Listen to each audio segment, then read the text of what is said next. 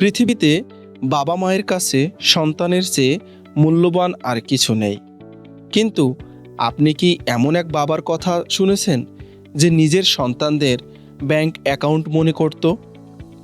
ঠিক 2 বছর 12 দিন ঘড়ি ধরে এই সময়টার জন্যই সে অপেক্ষা করেছিল, নিজের 2 সন্তানকে হত্যার জন্য। ক্যালিফোর্নিয়ার আলী এলমেজায়েন পেশায় সামান্য একজন মানুষ হলেও তার পরিকল্পনা ছিল শয়তানের মতো নিখুঁত। 2012 থেকে 2013 সালের মধ্যে সে 8টি আলাদা কোম্পানি থেকে $3 মিলিয়ন জীবন বীমা করে নিজের স্ত্রী আর সন্তানদের নামে।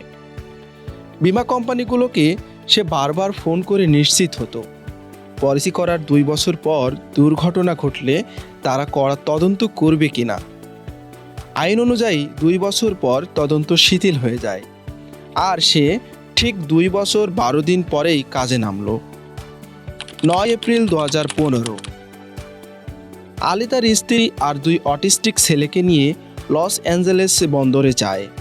হঠাৎ সে তীব্র গতিতে গাড়ি চালিয়ে সরাসরি সাগরের গভীর পানিতে ফেলে দেয়। মুহূর্তের মধ্যে আলী নিজের পাশের খোলা জানালা দিয়ে অনায়াসে সাঁতরে বেরিয়ে আসে, কিন্তু পেছনের সিটে বেল্ট বাঁধা অবস্থায় আটকা পড়ে থাকে তার 2 নিষ্পাপ সন্তান।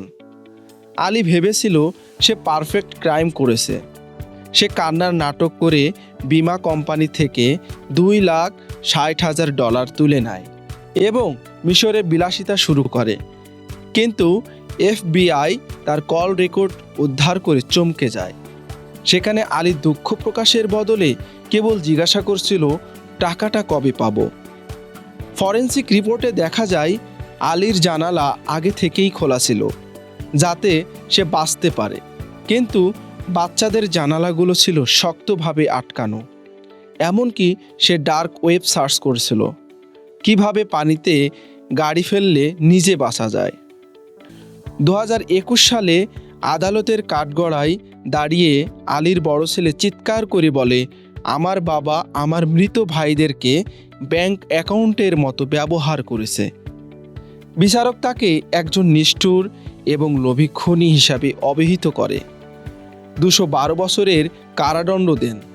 টাকার লোভে অন্ধ হয়ে এক বাবা আজ ইতিহাসের অন্যতম ঘৃণিত অপরাধী।